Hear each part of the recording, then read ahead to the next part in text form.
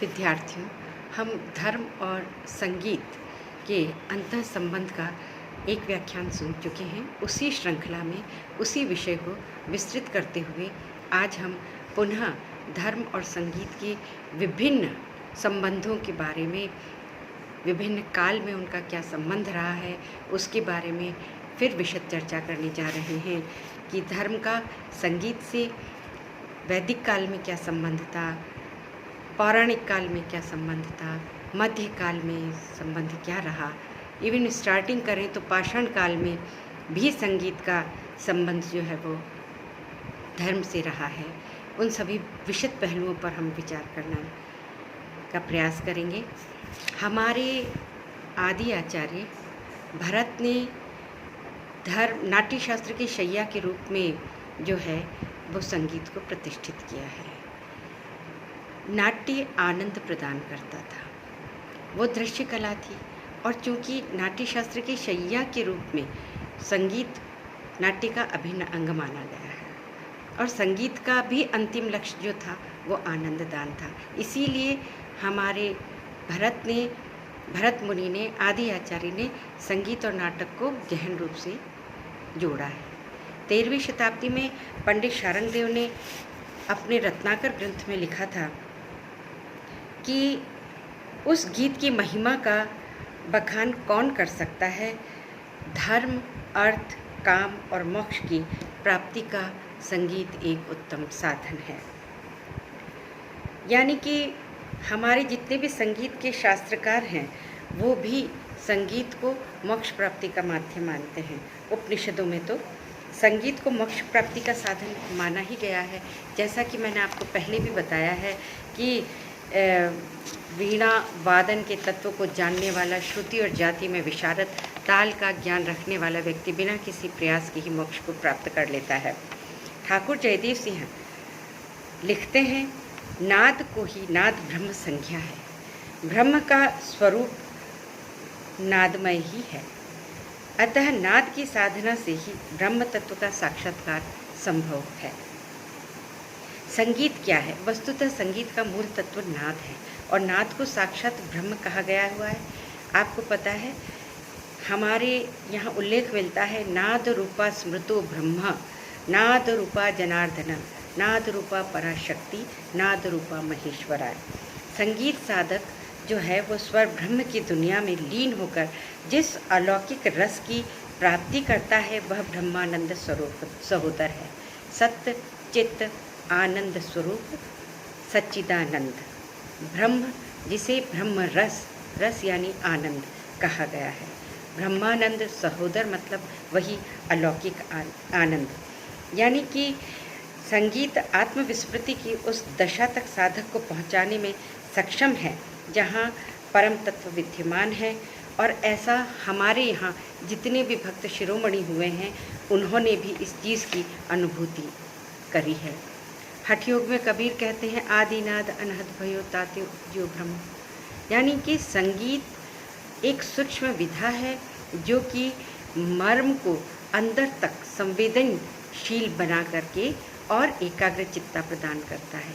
और यही एकाग्र चित्ता की जब हमारे इंद्रियों का वशीकरण हो जाता है सब तरफ से, तो ही हम जो है वो ब्रह्म से साक्षात्कार कर सकते हैं।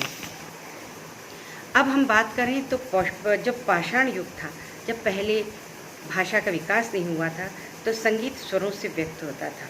भाषा के आँख खोलते ही संगीत प्रथम चरण में ही धर्म से अलंकृत हो उठा था। उस युग में, ताम्र युग, लोह युग में आर्य द्रविड़ ने तो धर्म के अमूल्य धरोहर के रूप में संगीत को स्वीकार किया ही था। और अगर हम वैदिक काल की बात करें तो वैदिक काल तो पूरा ही धर्म की पृष्ठभूमि पर, धर्म के इर्द गिर्द घूमता रहा है। वैदिक काल में छंदबद्ध ऋचाओं का जो पाठ होता था यज्ञ वेदी के समक्ष, उसमें संगीत का प्रयोग होता था, जो कि प्योर आध्यात्मिक पृष्ठभूमि पर आसीन था। इसीलिए वैदिक काल की संगीत जो है वो पवित्रतम और सर्वोत्कृष्ट माना जाता है, जो कि भारतीय संस्कृति का परिचायक रहा है। वेदों में भी सामवेद संगीत का वेद है, जिसे श्री कृष्ण ने स्वयं कहा है, वेदा नाम सामवेदोस्मि। भगवान श्री कृष्ण स्वयं गीता में कहते हैं, मत भक्त्या यत्र गायन्ते तत्र तिष्ठन्ति नारदः। मेरे भक्त जहाँ मेरा गायन करते हैं, यजन करते हैं, वहीं मैं विद्यमान रहता हूँ। वैसे भी सृष्टि के प्रारंभ से अगर हम देखें तो प्रलय जब हो जाता है उसके बाद भी नाद की अखंड सत्ता विद्यमान रहती है। नाद इसीलिए कहते हैं नादाधीनो जगत सर्वम। अब हम अगर पौराणिक काल की बात करें तो ब्रह्म मत के अनुसार, ब्रह्म पुराण के अनुसार संगीत प्रारंभ में ब्रह्मा के पास था, फिर शिव के पास, फिर सरस्वती के पास, फिर नारद, और नारद ही से पृथ्वी पर लेके आए थे। इस प्रकार संगीत का संबंध जो है वह आदि महाशक्ति शिव से जोड़ा जाता है। नृत्य का संबंध लास्य पार्वती से जोड़ा जाता है। भारत के जितने भी देवी देवता हैं वो संगीत की किसी न किसी विधा में निपुण माने गए हैं। यथा शिव तांडव से पार्वती लास्य, और सभी के हाथ में संगीत का कोई वाद्य है।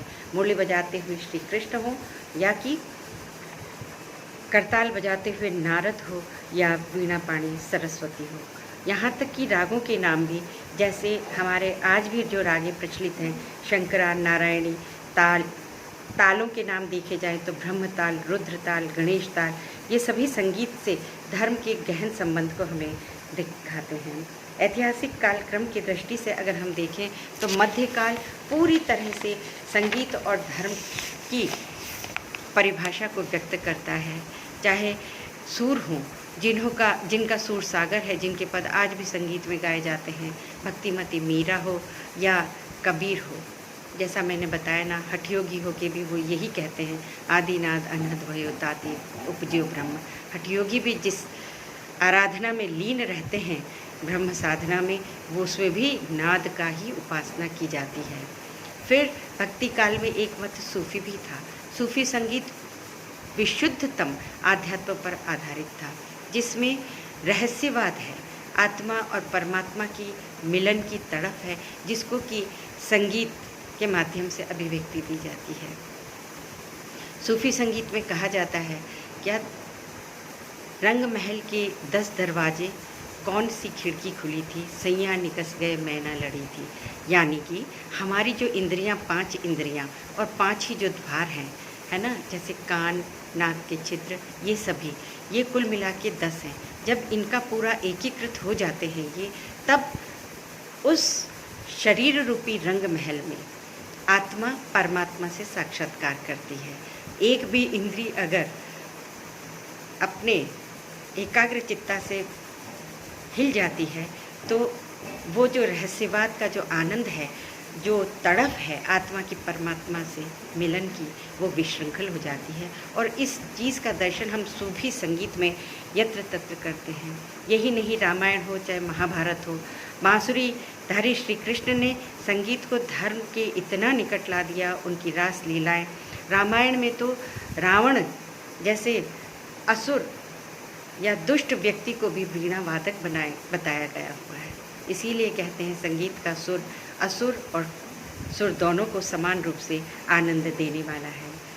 कुल मिला के मध्यकाल में धर्म और संगीत का संबंध जो था वो पराकाष्ठा में पहुंच चुका था। तुलसी के पद, रामायण का गायन और मीरा और सुर की जो स्वर लहरियाँ थी, वो धर्म और संगीत को पूरी तरह से एक दूसरे से घनिष्ठता के धरातल पर ला चुकी थी। वस्तुतः धर्म और संगीत दोनों का आधार ब्रह्म रस ही है। धर्म रस की अनुभूति है और संगीत रस की अभिव्यक्ति है। संगीत का उद्देश्य राग व रस की सृष्टि करना है, जो स्वयं में साक्षात ईश्वर है। धर्म का लक्ष्य आध्यात्मिक आनंद की सृजना करना है। इसी प्रकार ये एक दूसरे से घनिष्ठ रूप से संबंधित है। धर्म और संगीत दोनों ही आध्यात्मिक आनंद के बिंदु हैं और वहीं पे आके मिलते हैं। पर इतना होने पर भी संगीत का प्रेरक धर्म और धर्म को संगीत का प्रेरक कहना एक पक्षीय निर्णय होगा। दोनों एक सत्य के दो छोर हैं, आपस में घनिष्ठ रूप से संबंधित हैं। दोनों का लक्ष्य आध्यात्म की प्राप्ति है। और अगर हम देखें तो धर्म के बिना संगीत और संगीत के बिना धर्म, है ना, पात पुष्प विहीन शुष्क वृक्ष की भांति नीरस हो उठता है। अब आधुनिक परिप्रेक्ष्य में अगर देखा जाए तो पाश्चात्य संस्कृति के संक्रमण के इस दौर में धर्म संगीत से दूर होता जा रहा है।